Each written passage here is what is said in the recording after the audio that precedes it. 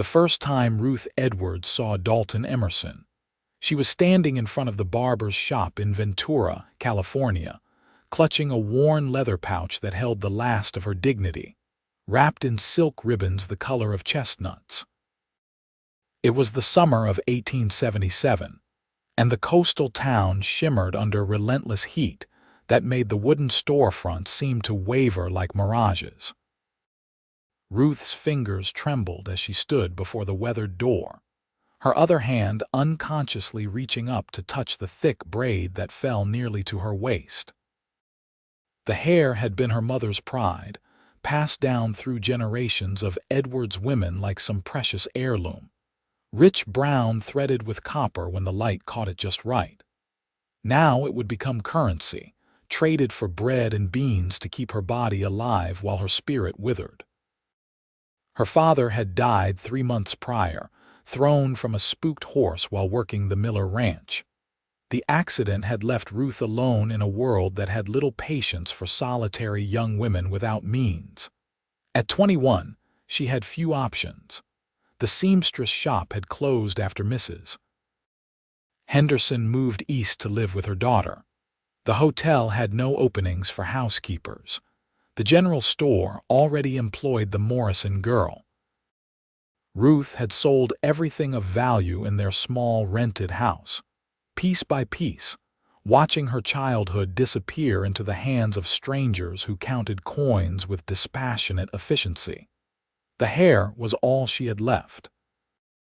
She pushed open the door to find Marcus Webb, the barber, sweeping the floor with methodical strokes. He looked up, his weathered face creasing with concern when he saw her expression. "Miss Edwards," he said quietly, "what can I do for you this afternoon?" Ruth swallowed hard, forcing the words past the lump in her throat.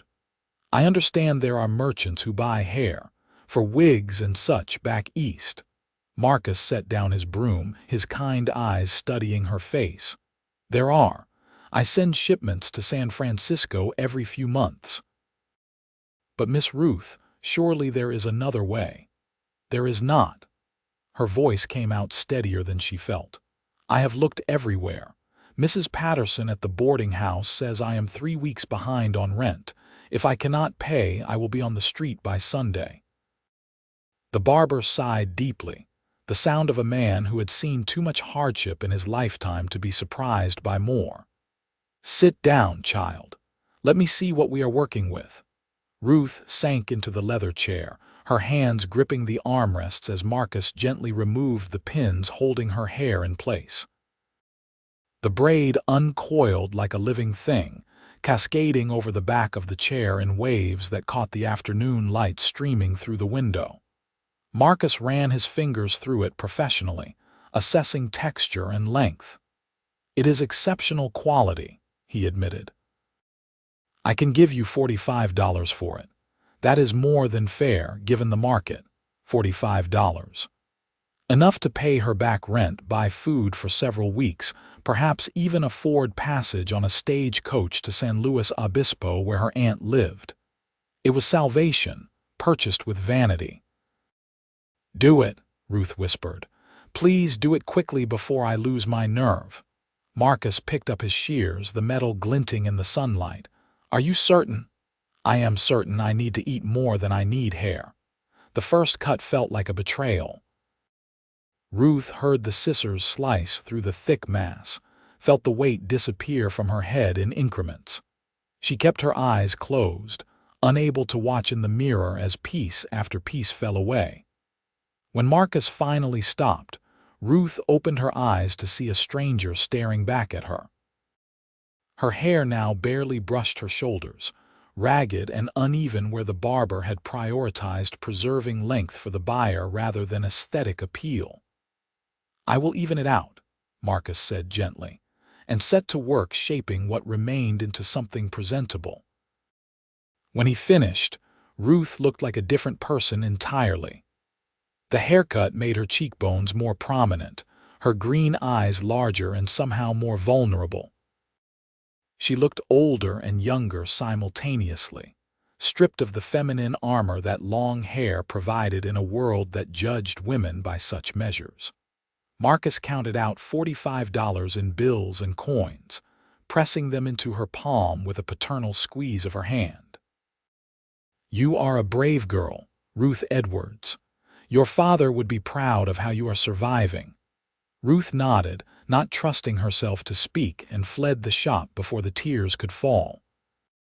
She did not see the tall cowboy who had been standing outside the general store across the street, watching the entire scene unfold through the barber shop window, with an expression of profound sadness on his sun-bronzed face. Dalton Emerson had arrived in Ventura 2 weeks earlier, driving a herd of cattle from the inland valleys to the coastal markets.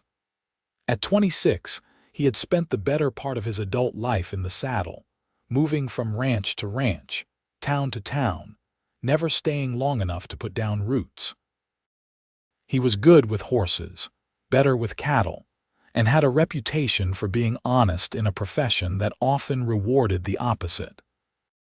The money from the cattle drive was substantial, enough that he had been considering settling down somewhere, maybe buying a small piece of land and building something that would last. He had noticed Ruth Edwards the day after he arrived, watching her walk through town with her head held high despite the worn patches on her dress, and the thinness of her frame that spoke of too many missed meals. There was a dignity to her that poverty could not diminish, a grace in the way she moved that caught his attention and held it. He had learned her name by asking casual questions at the saloon, learned about her father's death, and her struggles from men who spoke of her situation with sympathy, but offered no solutions. Now, seeing her emerge from the barber shop with her glorious hair shorn close, her shoulders trembling with suppressed emotion, Dalton felt something shift in his chest. He had known hardship himself, understood the particular shame that came from having to trade pieces of yourself for survival.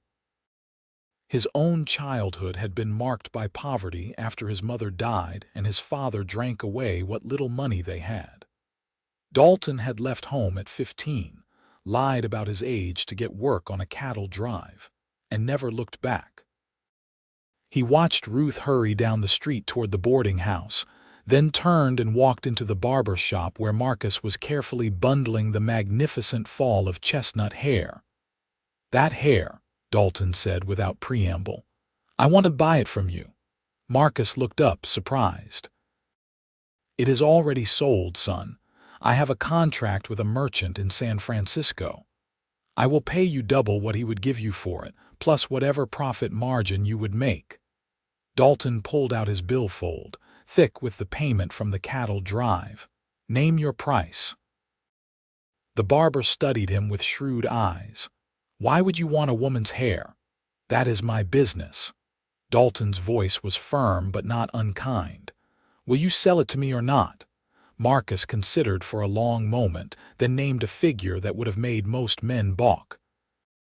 Dalton counted out the money without hesitation, his fingers steady despite the fact that he was spending nearly a third of everything he had earned in the past 6 months. "I hope you know what you are doing," Marcus said as he handed over the carefully wrapped bundle.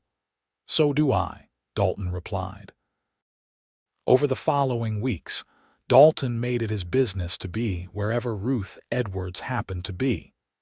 He was not obvious about it, did not want to frighten her or seem like one of the many men who might take advantage of a woman in desperate circumstances.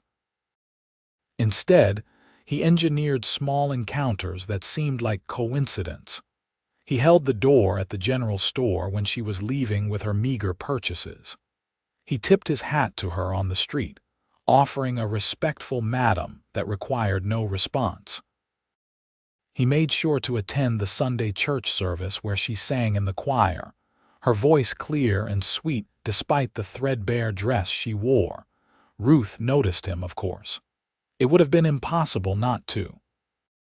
Dalton Emerson stood several inches over 6 feet, with broad shoulders and the lean, muscled build of a man who earned his living through physical labor. His face was handsome in a rough-hewn way, all strong angles and sun-weathered skin, but it was his eyes that caught her attention. They were a startling blue, the color of the Pacific on a clear day, and when they looked at her, they held a warmth that made her feel seen in a way she had not experienced since her father's death. But Ruth had no time for romance, no space in her life for the complications that came with a man's attention. She had found work finally, washing dishes at the small restaurant near the harbor. The pay was minimal, but combined with the money from her hair, it was enough to keep a roof over her head and food in her belly. She worked long hours, her hands becoming red and chapped from the hot water and lye soap, and fell into bed each night too exhausted to dream. Still, she found herself looking for Dalton's tall form on the street, felt a small flutter in her chest when she saw him.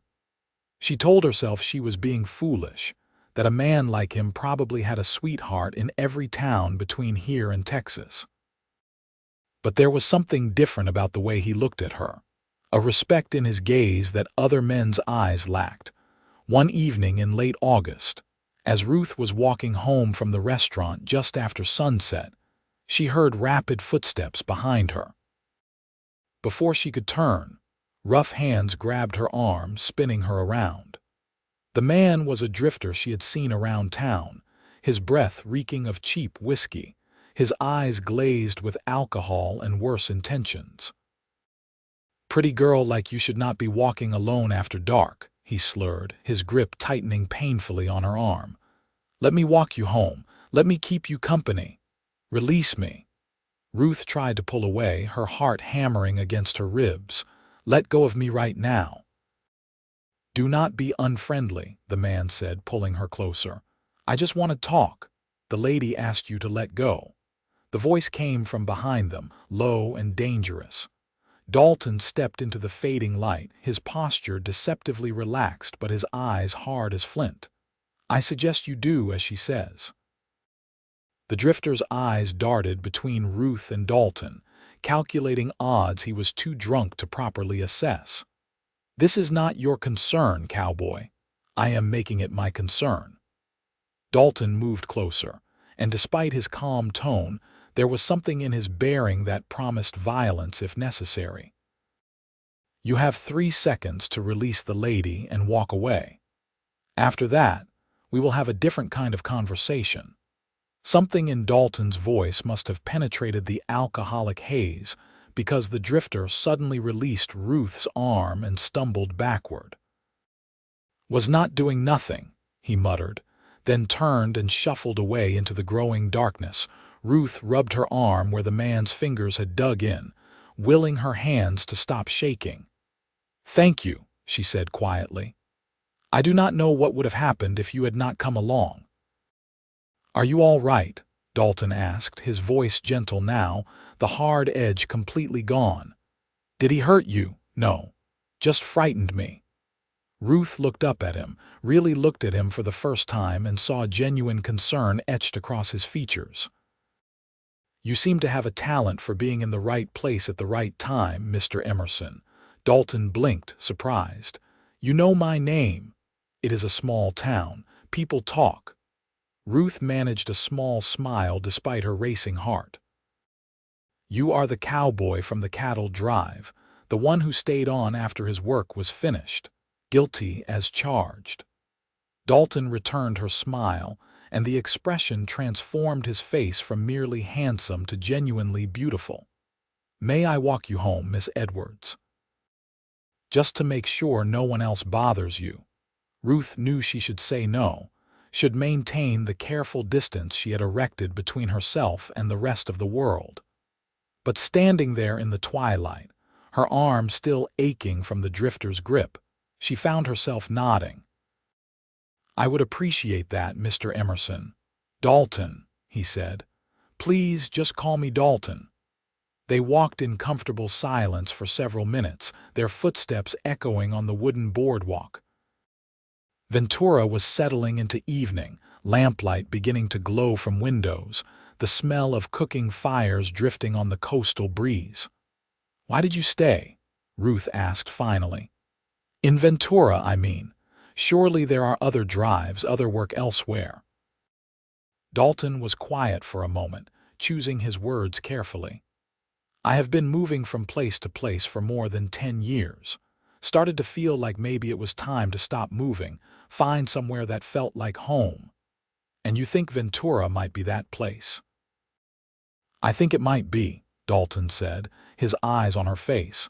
If I can find a reason to stay. There was something in the way he said it that made Ruth's breath catch. She looked away, suddenly flustered. I am sure there are many reasons a man might choose to settle here. It is a pleasant town from what I have seen. It has its charms, Dalton agreed, still watching her with those impossibly blue eyes. They reached the boarding house too quickly. Ruth paused at the bottom of the steps, turning to face him. Thank you again, Dalton, for your help this evening. It was my pleasure, Ruth. He hesitated, then added, would you allow me to walk you home from work sometimes, just to make sure you get back safely? These streets can be dangerous after dark. Ruth knew she should refuse. She had no business encouraging the attentions of a cowboy, no matter how kind his eyes or how safe she felt in his presence. She had nothing to offer a man, no prospects, no future beyond the endless cycle of work and survival. But when she opened her mouth, what came out was, I would like that. Dalton's smile was like sunrise. Tomorrow evening then. Tomorrow evening, Ruth confirmed and fled up the steps before she could say anything else foolish. True to his word, Dalton was waiting outside the restaurant the next evening when Ruth finished her shift. And the evening after that.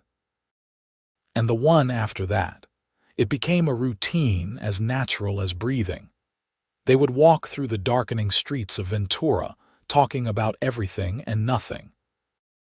Dalton told her about his years on the cattle trails, about the vast expanse of the territories he had crossed, about sleeping under stars so thick they looked like scattered diamonds. Ruth spoke of her childhood, of her father's gentle nature, of the books she had loved to read when they could afford them. Neither mentioned the obvious elephant between them. Dalton never asked about her shorn hair, though Ruth sometimes caught him looking at her with an expression she could not quite decipher. Ruth never asked why a man like him would waste his evenings walking a poor dishwasher home when he could be spending time with any number of more suitable women. As summer faded into autumn, something deeper began to bloom between them. The conversations grew longer, the silences more comfortable. Dalton began finding excuses to see her during the day as well. He would appear at the restaurant around lunchtime, ordering coffee he did not need just to sit at the counter and watch her work. He brought her small gifts, a book of poetry from the general store, a ribbon for her short hair that matched her green eyes, a pair of gloves to protect her work-roughened hands. Ruth knew she was falling in love with him, had probably been falling since that first evening when he had stepped out of the shadows to protect her. But she held the feeling close to her heart like a secret, afraid that speaking it aloud would shatter the fragile happiness she had found. One cool October evening, as they walked along the cliffs overlooking the ocean, Dalton suddenly stopped and turned to face her. The setting sun painted the sky in shades of gold and crimson, and the waves crashed against the rocks below with their eternal rhythm. "Ruth," he said, his voice serious, "I need to tell you something." Her heart sank. Here it was, the moment when he would tell her he was leaving, moving on to the next town, the next adventure. She had been foolish to think this could last. "All right," she said, lifting her chin in the gesture of pride that had become her armor against the world. "I am in love with you," Dalton said simply. "I think I have been since the day I saw you walking down Main Street with your head held high despite everything you were facing. I know I have no right to say this. I am just a cowboy with some money saved and no real prospects. But I cannot keep it inside anymore. I love you, Ruth Edwards, and if you would have me, I would like to court you properly, with the intention of marriage if you will accept me." Ruth stared at him, unable to process what she was hearing. "You want to marry me?" "More than I have ever wanted anything," Dalton confirmed. "I know I should probably wait, court you for a respectable amount of time before proposing, but I am not a patient man when it comes to things that matter. I want to build a life with you, Ruth. I want to buy a piece of land and build a house. I want to wake up next to you every morning and fall asleep with you every night. I want to give you the kind of life you deserve, where you never have to sell parts of yourself just to survive." The last words broke something open inside Ruth. Tears spilled down her cheeks and she was too overwhelmed to stop them. "You know about that. About my hair." "I know," Dalton said gently. "I was there that day across the street. I saw you go into the barber shop, saw you come out after." Ruth turned away, shame flooding through her. "Then you know what kind of woman I am. The kind who would trade vanity for bread." "No." Dalton's hands were gentle as he turned her back to face him. "I know what kind of woman you are. The kind who does whatever it takes to survive with dignity. The kind who keeps going even when the world tries to break her. The kind of woman I want to spend the rest of my life loving if she will let me." "I have nothing to bring to a marriage," Ruth whispered. "No dowry, no prospects, nothing but myself, and even that is diminished." "You are everything," Dalton said fiercely. "Do you not understand that? You are everything I never knew I was looking for. Your courage, your strength, your kindness, even when the world has given you every reason to be bitter. That is what I want. That is what I need." Ruth looked up into his blue eyes and saw only truth there, only love so honest and pure it took her breath away. "I love you too," she said, the words tumbling out in a rush. "I have been so afraid to say it, afraid that if I did, you would disappear like everything else good in my life. But I love you, Dalton Emerson. I have loved you almost from the beginning." Dalton pulled her into his arms and Ruth went willingly, burying her face against his chest. She could hear his heart beating steadily beneath her ear, solid and real and permanent in a way nothing else in her life had been for so long. "Is that a yes, then?" Dalton asked, his voice rumbling in his chest. "Will you marry me?" "Yes," Ruth said, laughing through her tears. "Yes, I will marry you." Dalton tilted her face up and kissed her, gentle and reverent, as the sun sank below the horizon and the first stars began to appear in the darkening sky. Ruth kissed him back, pouring all of her hope and love and desperate relief into the connection of their lips. When they finally pulled apart, both were breathless. "When?" Ruth asked. "When should we marry?" "Tomorrow, if you would have me," Dalton said, only half joking. "But I suppose we should wait at least long enough to do it properly. 2 weeks. That will give us time to arrange things, for you to have a proper dress made." 2 weeks, Ruth agreed, though the practical part of her mind was already worrying about costs. A wedding dress, even a simple one, was an expense she could not afford, but she would find a way. She always did. The next 2 weeks passed in a blur of activity. Dalton proved to be a man of action, not just words. He purchased a small plot of land just outside town, with a view of both the ocean and the hills, and immediately began construction on a house. Ruth would stop by after her shifts at the restaurant to watch the structure take shape, marveling at how quickly Dalton and the men he had hired could work. The house was not large, but it was sturdy and well built, with glass windows and a real wooden floor and a fireplace built from river stones. "It is beautiful," Ruth said one evening, standing in what would become their parlor. "I cannot believe this is really happening." "Believe it," Dalton said, coming up behind her and wrapping his arms around her waist. "In less than a week, you will be Mrs. Dalton Emerson, and this will be our home." Ruth leaned back against him, allowing herself to fully feel the happiness that threatened to overflow from her heart. She had given her notice at the restaurant, though she felt guilty about leaving them short-handed. But Dalton had been adamant that she not work herself to exhaustion in the days leading up to their wedding.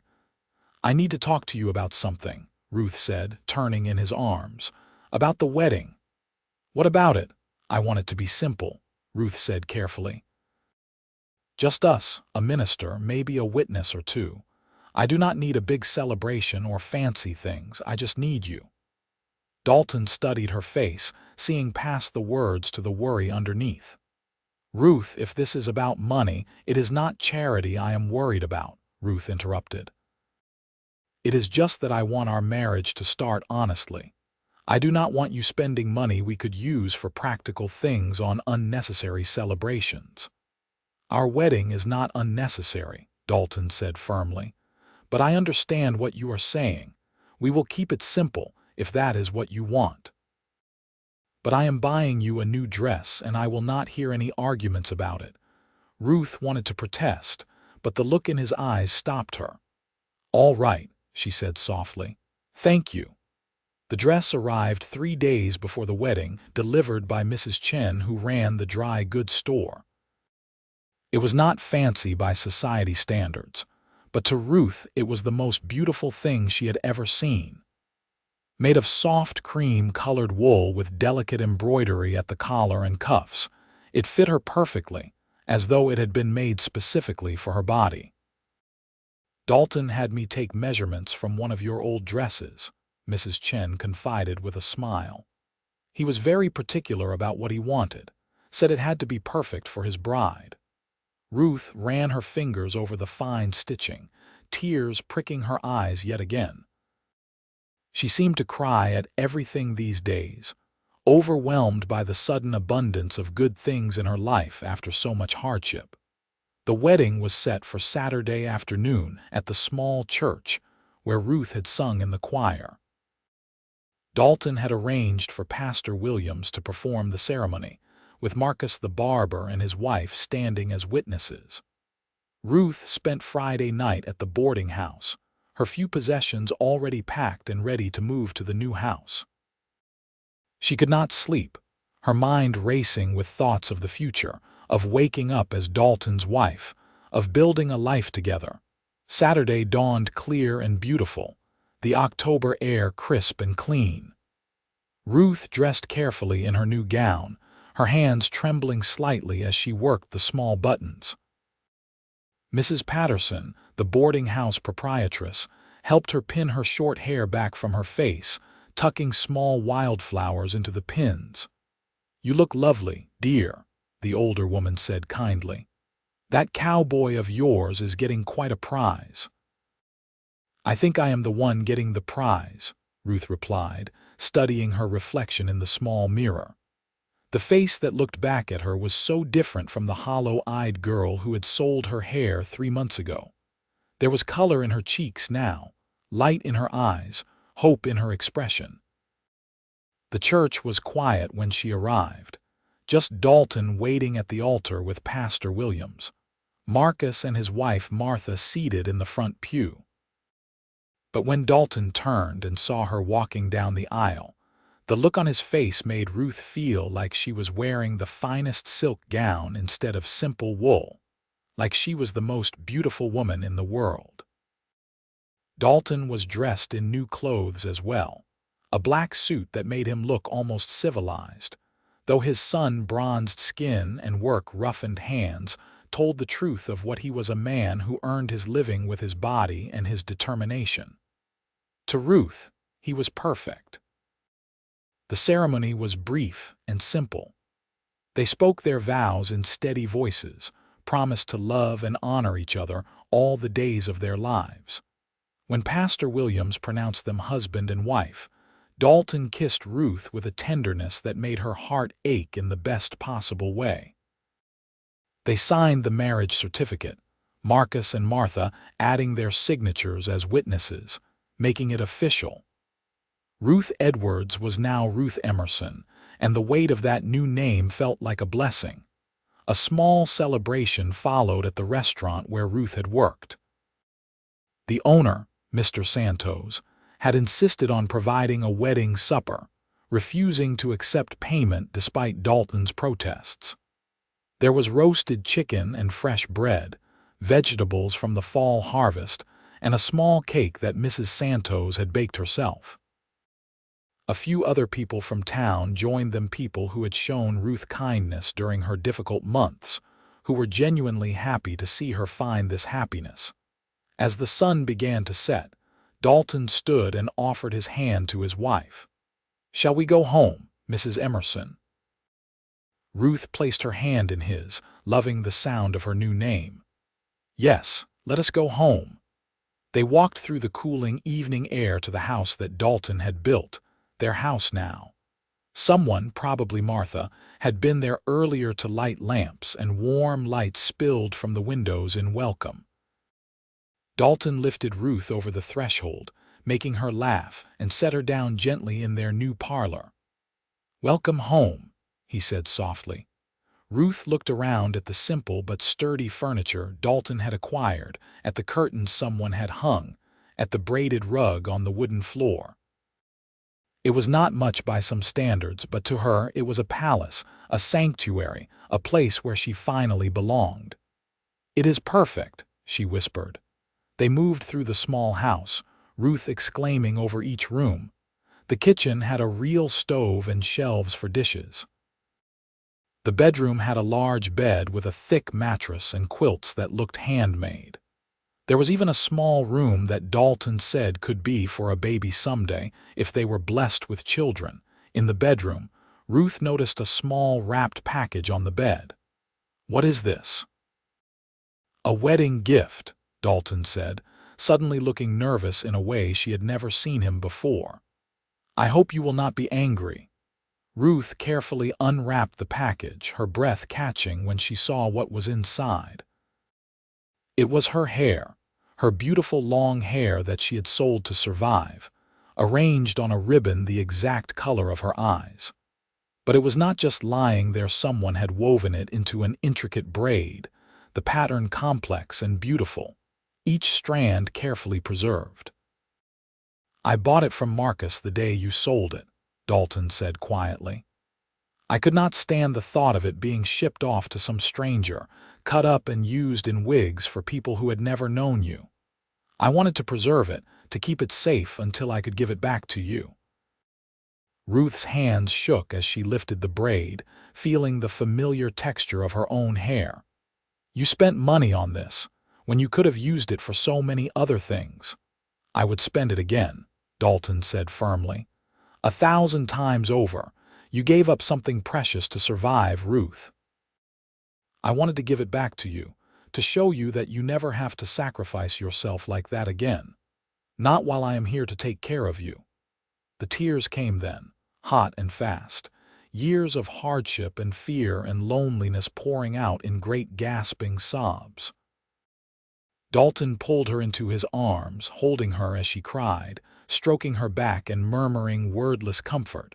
When Ruth finally quieted, exhausted by the force of her emotions, she pulled back to look at her husband.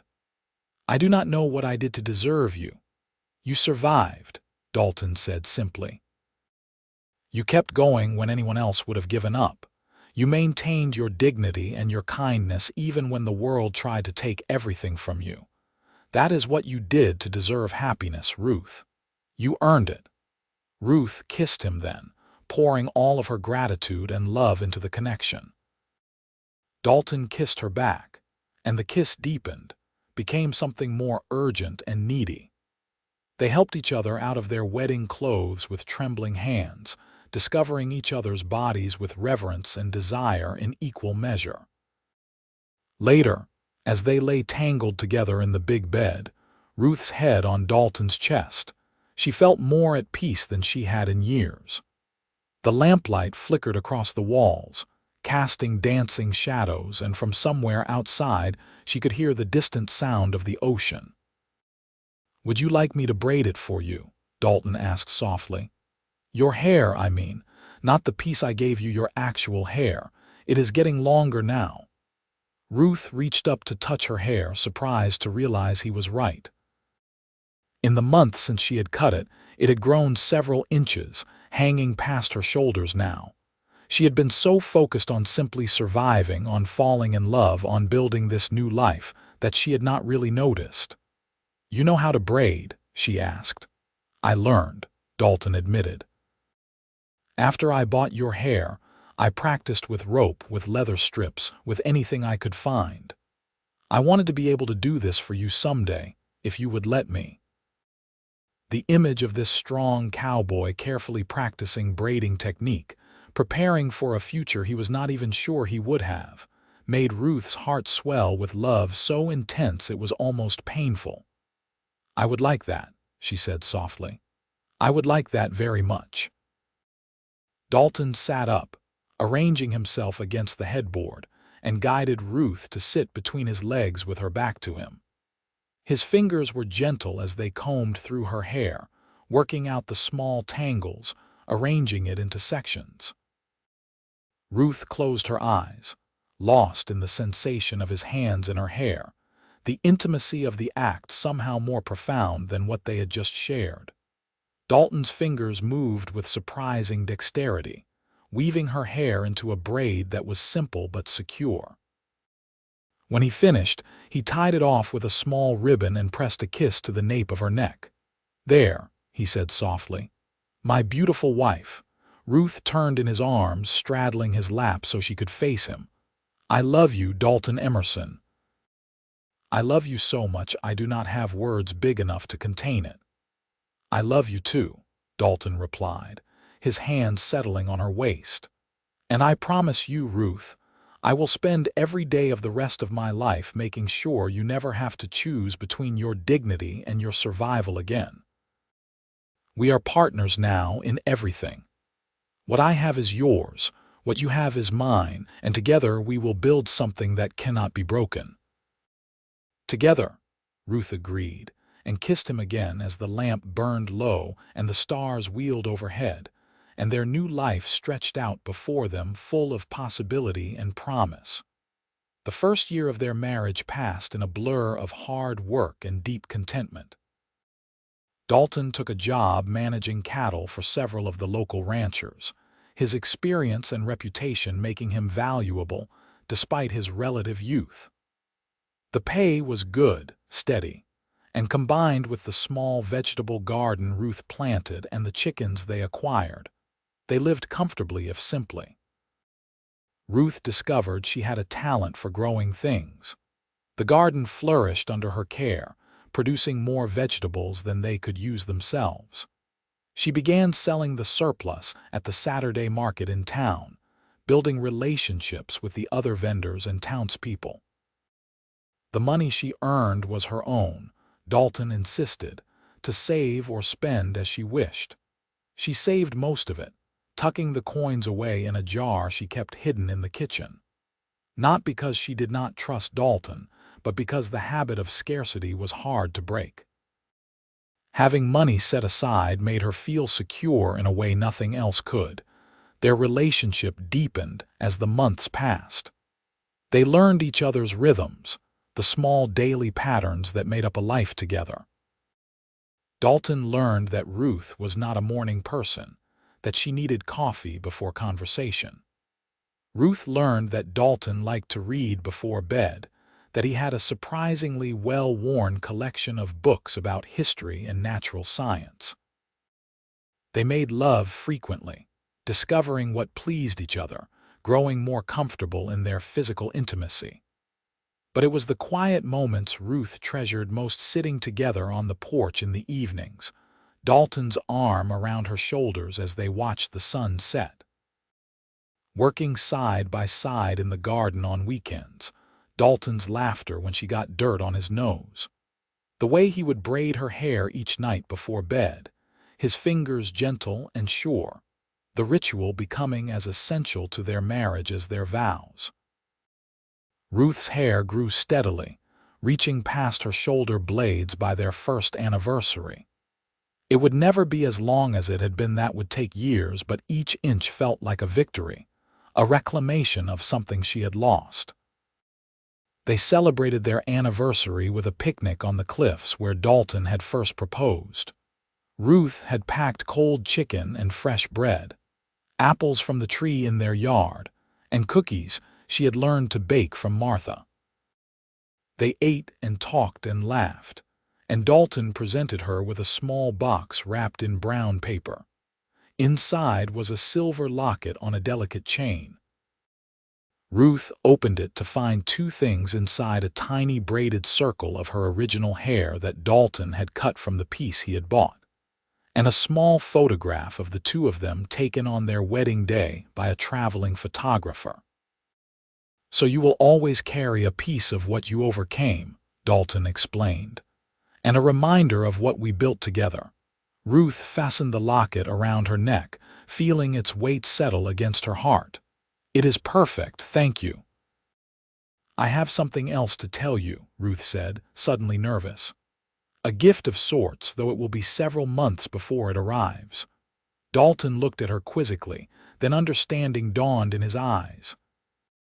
"Ruth, are you saying I am with child?" Ruth confirmed, unable to keep the smile from her face. "The doctor confirmed it yesterday. If his calculations are correct, the baby should arrive in early spring." Dalton let out a whoop of joy and lifted her off her feet, spinning her around until she was dizzy and laughing. When he set her down, his eyes were bright with tears. "We are going to be parents," he said wonderingly. "You are going to be a mother." "And you are going to be a father," Ruth replied, placing his hand on her still flat stomach. "Are you happy?" "Happy does not begin to cover it," Dalton said. "I am terrified and thrilled and so grateful I can hardly breathe. A baby, our baby." They spent the rest of the afternoon making plans, dreaming about the future. Would it be a boy or a girl? Would they have Dalton's blue eyes or Ruth's green ones? What names did they like? As winter approached, Dalton threw himself into preparing for the baby's arrival. He built a cradle from smooth pine, sanding it until there was not a splinter to be found. Ruth sewed tiny clothes from soft fabric, her hands remembering the stitches her mother had taught her years ago. Martha and the other women from town showered them with gifts, blankets and gowns, advice and warnings, stories of their own children that made Ruth both excited and nervous. The pregnancy was not easy. Ruth suffered from terrible sickness in the early months, unable to keep food down, growing thin despite Dalton's worried hovering. She recovered as she entered her second trimester, only to develop swelling in her ankles that made it painful to stand for long periods. Through it all, Dalton was endlessly patient, bringing her whatever she needed, rubbing her aching feet, holding her hair back when she was sick. "I am sorry," Ruth said one particularly bad day when she had snapped at him for the third time over nothing. "I do not mean to be such a horrible wife." "You are not horrible," Dalton assured her, pulling her into his arms. "You are growing our child. You are allowed to feel however you need to feel." "I just want to be done being pregnant," Ruth admitted. "I want to meet this baby, to hold them, to see your face when you become a father." "Soon," Dalton promised. "Just a few more months." Those months felt eternal and also rushed past too quickly. Before Ruth was ready, it was March, and she was enormous and uncomfortable, and the baby was due any day. Dalton had arranged for Martha to be with them for the birth, along with Dr. Morrison, who had delivered half the babies in Ventura. Ruth's labor started on a Tuesday morning. A week passed when the doctor had predicted the baby would arrive. The pains were manageable at first, coming irregularly. Dalton wanted to send for the doctor immediately, but Ruth insisted on waiting until she was certain it was not false labor. By afternoon, there was no doubt.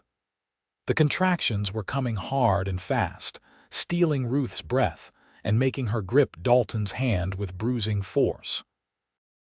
Martha arrived first, taking charge of the situation with the calm efficiency of a woman who had been through this many times. Dr. Morrison came soon after, his weathered face kind as he examined Ruth and pronounced that everything was progressing normally. Normally turned out to mean hours of the hardest work Ruth had ever done. The pain was beyond anything she had imagined, waves of agony that made her previous hardships seem trivial by comparison. Dalton stayed by her side the entire time, letting her squeeze his hand, wiping the sweat from her face, whispering encouragement when she was sure she could not continue. "You can do this," he kept saying. "You are the strongest person I know, Ruth. You can do this." As the sun was setting, painting the bedroom in shades of gold and amber, Ruth gave one final push and felt the baby slide free. For a moment there was silence, terrifying and complete, and then a wail split the air, angry and strong and absolutely perfect. "It is a boy, Doctor," Morrison announced, holding up the squalling infant. "A healthy, loud boy." Ruth fell back against the pillows, exhausted beyond measure as Martha took the baby to clean him. Dalton was crying openly now, his face a mixture of awe and joy and love so profound it transformed him. "We have a son," he whispered. "Ruth, we have a son." Martha brought the baby back, now swaddled in a soft blanket, and placed him in Ruth's arms. Ruth looked down at the tiny face, the eyes squinted shut, the mouth open in indignant protest at being evicted from his warm home, and felt her heart expand to encompass this new love that was somehow larger than everything else combined. "Hello, little one," she murmured. "Welcome to the world." The baby quieted at her voice, turning his head as though searching for the source of the sound. Dalton reached out a tentative finger to touch the soft, dark fuzz covering their son's head. "He is perfect," Dalton breathed. "Absolutely perfect. What should we call him?" They had discussed names throughout the pregnancy but had not been able to agree on one they both loved. Now, looking at their son, Ruth suddenly knew. "David," she said. "After my father, David James Emerson." Dalton smiled, his eyes still bright with tears. "David James, I like that. It is a strong name for a strong boy." Dr. Morrison finished his examination and pronounced both mother and baby healthy. "You did well, Mrs. Emerson," he said kindly, "but you need rest now. Let this new father of yours take care of you for a while." After the doctor and Martha left, promising to check on them the next day, Dalton and Ruth were finally alone with their son. David had fallen asleep, his tiny fist curled against his cheek, his breathing deep and even. "I cannot believe we made him," Dalton said softly, watching the baby with fascinated eyes. "That something so perfect could come from me." "From us," Ruth corrected. "We made him together, and we will raise him together. We will teach him to be strong and kind and honest like his father, and brave and resilient and graceful like his mother," Dalton added. They sat together in the fading light, their small family complete and perfect, and Ruth thought about the journey that had brought her here. From the desperate girl who sold her hair to survive, to this moment, holding her son while her husband looked at them both as though they hung the moon and stars. "Thank you," she said to Dalton. "For what?" "For seeing me when I was invisible, for loving me when I had nothing to offer, for giving me this life, this family, this chance to be happy." "You always had everything to offer," Dalton said, pressing a kiss to her forehead. "I was just lucky enough to recognize it."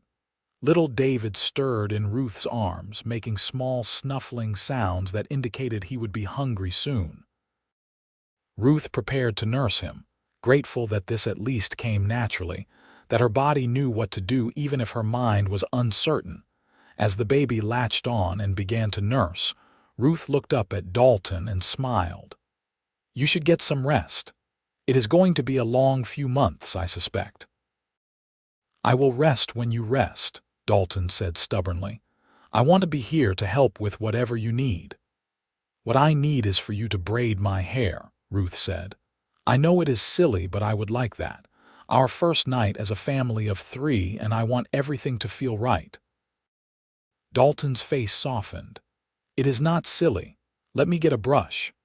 So while Ruth nursed their newborn son, Dalton carefully braided her hair, now grown long enough to reach the middle of her back. His fingers worked the familiar pattern, muscle memory from a year and a half of nightly practice making the movements smooth and sure. The ritual grounded them both, connected them to the beginning of their love story, and to this new chapter they were starting. When David finished nursing and fell back asleep, they laid him carefully in the cradle Dalton had built. Ruth climbed back into bed, her body aching but her heart full, and Dalton curled around her, his arm draped protectively over her waist. "I love you," Ruth whispered into the darkness. "I love you so much, Dalton Emerson." "I love you too, Ruth. Always and forever." They fell asleep like that, holding each other while their son slept peacefully nearby, the sound of the ocean drifting through the window on the spring breeze. The years that followed brought both challenges and joys in equal measure. David proved to be a healthy, curious child who inherited his mother's green eyes and his father's stubborn determination. He was walking by 10 months, chattering in full sentences by 2, and causing mischief from the moment he could move independently. When David was 3, Ruth gave birth to their second child, a daughter they named Sarah May. She was quieter than her brother, more contemplative, with Dalton's blue eyes and hair that would eventually darken to match Ruth's chestnut brown. Dalton expanded his work, eventually buying a small herd of his own cattle in addition to managing other people's stock. The work was hard but profitable, and their circumstances improved steadily. They added onto the house, building a second bedroom for the children and enlarging the kitchen. Ruth's garden grew more ambitious each year, and she began selling not just vegetables, but also preserves and pickles that became popular throughout Ventura. On their 5th anniversary, Dalton presented Ruth with a beautiful tortoiseshell comb for her hair, which now fell nearly to her waist again, as long and lustrous as it had been before she cut it. That night, as had become their tradition, Dalton braided it carefully while Ruth sat between his knees, both of them tired from the day but content in each other's company. "You ever think about that day?" Ruth asked softly. "When I sold my hair?" "Sometimes," Dalton admitted. "Not with sadness, though. With gratitude." "Gratitude. If you had not been in such desperate circumstances, if you had not needed to take such drastic measures, I might never have really seen you," Dalton explained. "I might have just been another cowboy passing through town, and you might have been just another pretty girl. But watching you survive with such dignity, such strength, that is what made me fall in love with you. Your circumstances brought us together." "I am glad they did," Ruth said. "Even though it was so hard at the time, I would go through it all again if it meant ending up here with you, with our children." "You will never have to go through anything like that again," Dalton promised, his fingers gentle in her hair. "I will make sure of it." Ruth turned to face him, the braid half finished. "I know you will. But Dalton, I am not the same girl I was then. I am not fragile or helpless. I am strong because of what I survived, and I am grateful for that strength even though I hated earning it." "I know," Dalton said. "You have always been strong. I just want to make sure you never have to be that strong alone again." Ruth kissed him, deep and slow, conveying everything she felt through the connection of their lips. When they finally pulled apart, both were breathing hard. "Finish my braid," Ruth said with a smile. "And then take me to bed, husband." Dalton's answering grin was wicked. "Yes, madam." As the years continued to pass, Ruth and Dalton built a life that was rich in all the ways that mattered. They never became wealthy by society's standards, but they were comfortable, secure, and surrounded by love. David grew into a fine young man, strong and honest like his father, with his mother's quick mind and resilient spirit. Sarah became a talented artist, filling their home with drawings and paintings that captured the beauty of their coastal life. When David was 15 and Sarah was 12, Ruth discovered she was pregnant again, a surprise given her age of 36. The pregnancy was harder than her previous two, her body older and less resilient, but she came through it safely and delivered twin boys, Thomas and Henry, who were alike in appearance but opposite in temperament. The house was full and loud and chaotic, and Ruth loved every minute of it. She would sometimes pause in the midst of the daily chaos, surrounded by children and laughter and love, and remember the lonely girl who had stood in front of the barber shop with nothing but her hair to sell. The contrast was so stark it sometimes took her breath away. On their 20th anniversary, Ruth and Dalton left the children in Martha's capable care and returned to the cliffs where Dalton had proposed. They were older now, both showing the marks of time and hard work, but to each other they were exactly as they had been on that autumn evening when everything changed. 20 years, Ruth marveled, leaning against Dalton's solid warmth. Sometimes it feels like yesterday, and sometimes it feels like we have always been together. I prefer to think we have always been together, Dalton said. We just had not met yet for the first part, Ruth laughed. I like that. I like thinking that even when I was at my lowest, you were out there somewhere, waiting to find me. I was, Dalton confirmed. I just did not know it yet. They stood in comfortable silence for a while, watching the waves crash against the rocks below. The same eternal rhythm that had been playing when they married, when their children were born, through all the days and years of their life together. I brought you something, Dalton said finally, pulling a small package from his pocket. Another anniversary gift. Ruth opened it to find a beautiful silver hair clip, elaborately worked with flowers and vines, clearly expensive and chosen with care. But tucked into the wrapping was something else, a small braid of hair, faded slightly with age but still recognizable as the piece Dalton had bought from Marcus all those years ago. I have kept it safe all this time, Dalton explained, but I thought maybe you would like to have it. A reminder of where we started and how far we have come. Ruth held the braid carefully, marveling at how strange it felt to hold a piece of herself from so long ago. The girl who had grown this hair was almost a stranger now, someone Ruth remembered but did not quite recognize. Thank you for buying it, she said softly, for seeing value in something I had to give up, for seeing value in me when I could not see it in myself. Always, Dalton promised. I will always see your value, Ruth. You are the best thing that ever happened to me. You are the best thing that ever happened to me too, Ruth replied, tucking the braid safely back into the wrapping. You and our children and this life we have built. I could not have imagined any of this when I was standing in that barber shop, scared and alone and desperate. If someone had told me that in 20 years I would be standing here with you, with 4 beautiful children and a home and security and love, I would not have believed them. Believe it now, Dalton said, pulling her close. This is real. We are real. And we have many more years ahead of us, God willing. They did have many more years, blessed with health and continued prosperity. Ruth lived to see all 4 of her children grown and married, lived to hold her grandchildren and marvel at how quickly the generations turned. David became a rancher like his father, building his own herd and his own legacy. Sarah married a schoolteacher and moved to San Luis Obispo, where she taught art to children and painted landscapes that were shown in galleries as far away as San Francisco. Thomas became a doctor, dedicating his life to healing others.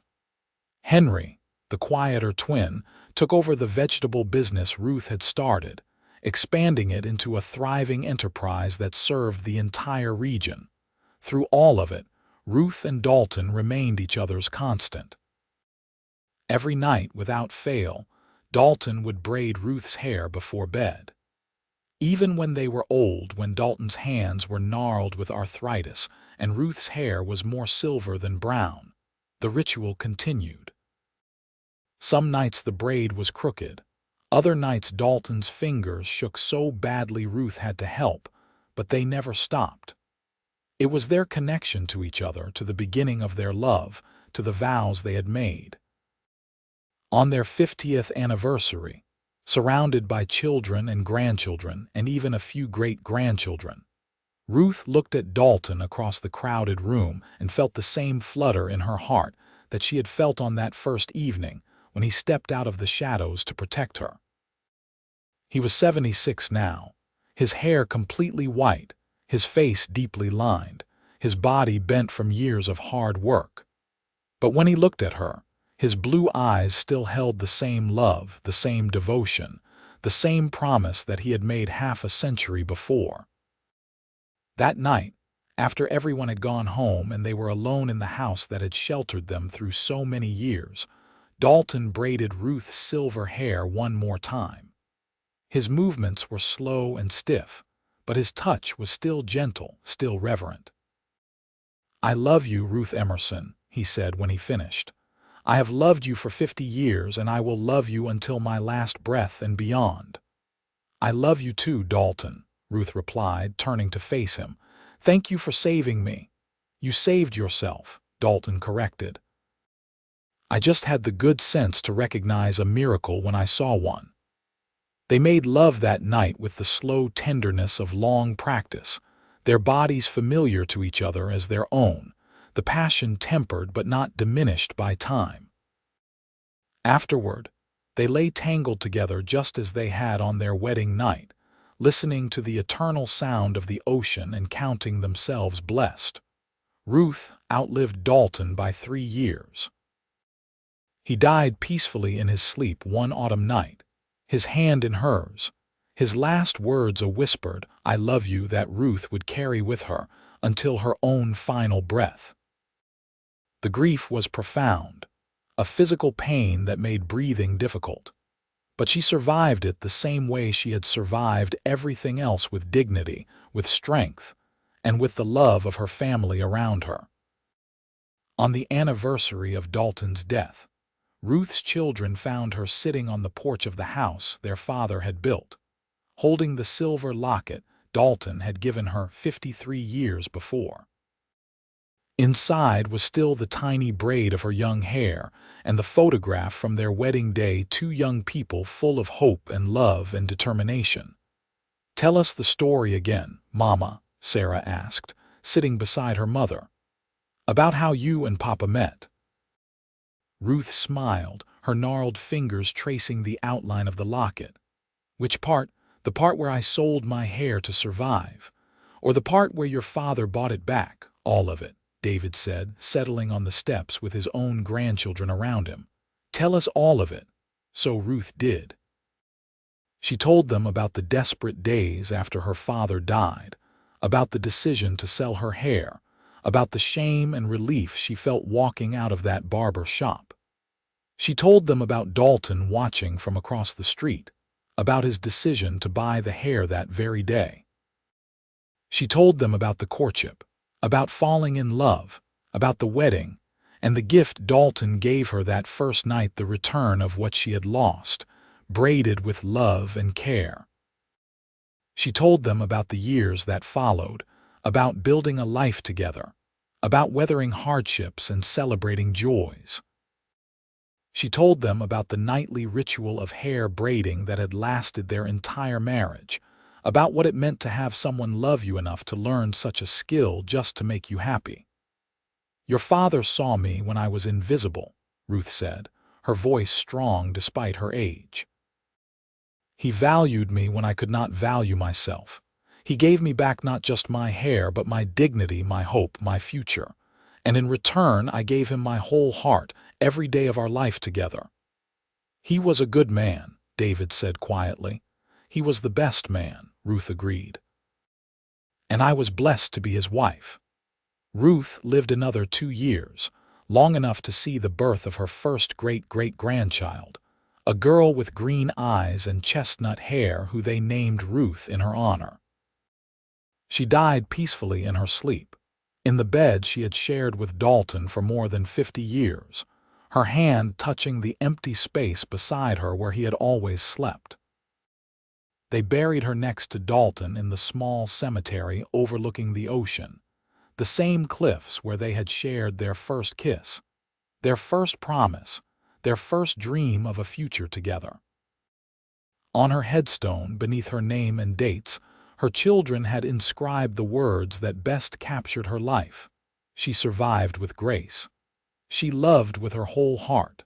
She was cherished beyond measure.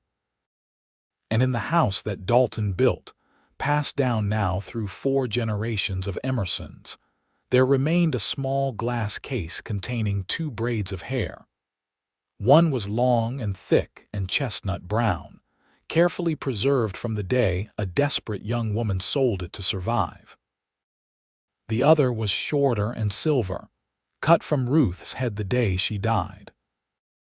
Between them was a photograph of a young couple on their wedding day, their eyes bright with hope and love, and a worn journal in Dalton's careful hand that told the story of how he had practiced braiding for months, preparing for the night when he could return his beloved's hair and make her whole again. The journal's final entry, written the day before Dalton died, read simply, 53 years of braiding Ruth's hair, 53 years of holding the most precious gift I was ever given. If heaven is real, I hope they let me braid her hair there too. And in the hearts of everyone who knew their story, there was certainty that he did.